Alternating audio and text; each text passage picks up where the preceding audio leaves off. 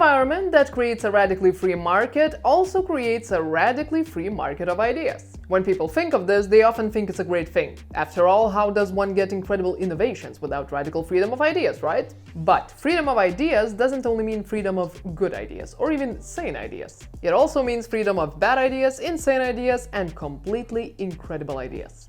This is why the crypto ecosystem has been described as a hotbed for conspiracy theories. We're sharing crypto-related content twice a week here, so smash that subscribe button if you're interested, and let's get to the list. In the beginning, Bitcoin was one whole protocol and wasn't divided in any way. But as the network expanded and demand from the market piled on it, the Bitcoin development team began to notice certain things. The first thing that community noticed was that Bitcoin went through transactions quite slowly. It soon became a huge problem. There was no way Bitcoin would compete with the likes of Visa or MasterCard if it took days for transactions on the network to be approved. The solution proposed by someone to solve this problem was to create a hard fork. This meant that the protocols running the Bitcoin network would change and a fundamentally different network would be created. This new network would be quicker and faster than the regular Bitcoin, making adoption easier. However, this proposal created a huge rift in the crypto ecosystem. A group of developers, Bitcoin activists, and Chinese miners supported Bitcoin, while others preferred a smaller block limit for Bitcoin, keeping it roughly at the same speed.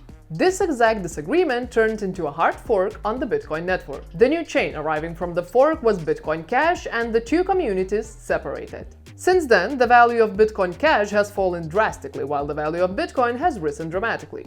According to a few people, BLOCKSTREAM, one of the biggest companies in the crypto ecosystem, was behind the failed fork. These theorists claim that BLOCKSTREAM puts its weight behind the original Bitcoin network because it didn't want to create a scalable Bitcoin protocol. They also claim that BLOCKSTREAM did this because it wanted to retain control over Bitcoin and stop it from going mainstream. Now hold on, this conspiracy theory is so big, it has two parts. The second theory doesn't claim that BLOCKSTREAM hobbled Bitcoin through Bitcoin Cash. Instead, it claims that Bitcoin hobbled it through Bitcoin Core, the development team that maintains Bitcoin. This conspiracy theory argues that MasterCard and a few other companies hijacked the infrastructure for Bitcoin in 2015.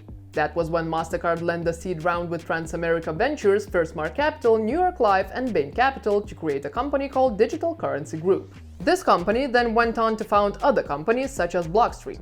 The company also invested in giants such as Coinbase, BitPay, Circle, Chainalysis, eToro, Fireblocks, Grayscale, Ledger, Parity, Shapeshifter, Curve, and a lot of others. The theory claims that this gave MasterCard control over Bitcoin and hobbled it. It says that MasterCard did this both to profit off the inadequacy of crypto and ensure that the blockchain never became a global system of payments. Now, while some people believe that Bitcoin is the way out of the control of the state, others believe the opposite. They think Bitcoin is in the control of the state and that the government even created it. Around 2013, a website appeared claiming that CIA created Bitcoin.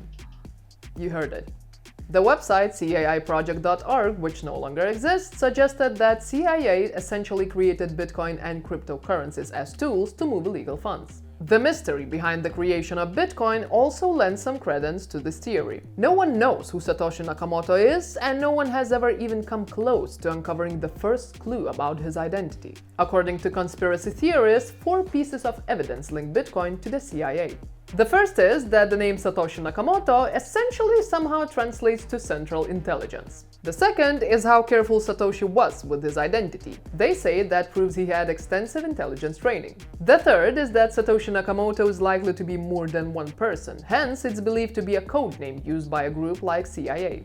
The last is that Bitcoin Talk, a forum Satoshi regularly posted on, censors talk about Bitcoin being a CIA project. But all this evidence can be explained away by Occam's razor, a mental model that assumes the easiest explanation is often the truth. First off, Satoshi Nakamoto is a fairly common Japanese name. Secondly, it doesn't take extensive intelligence training to remain anonymous online.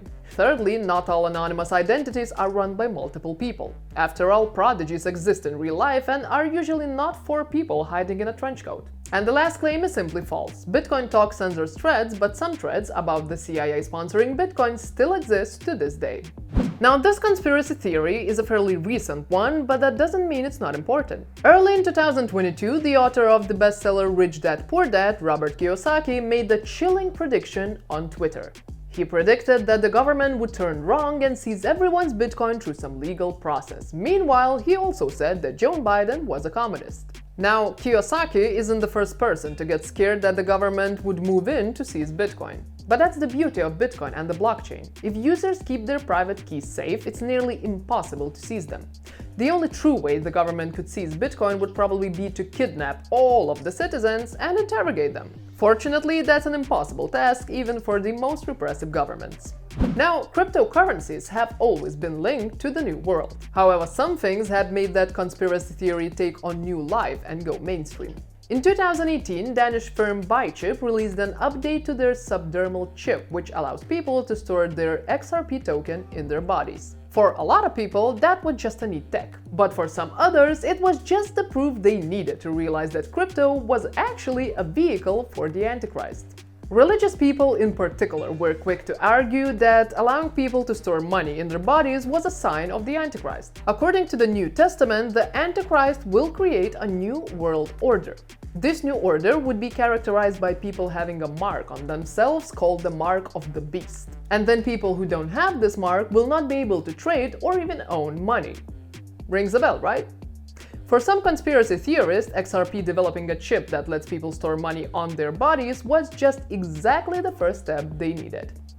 This one isn't quite a conspiracy theory, as it has been proven true. When Tether first started releasing USD stablecoins, the company claimed that it had reserves that backed up all its coins. But this turned out to be false. In 2018, Tether had to disclose that its coins were not exactly 100% backed by dollar reserves. Instead, they were only 74% supported by dollars and short-term securities. But that was in 2019. Tether now again claims that it can back up every USDT on the market with its own reserves. However, it's a difficult claim to believe, as they have said the same before and were found out. And now, on the flip side.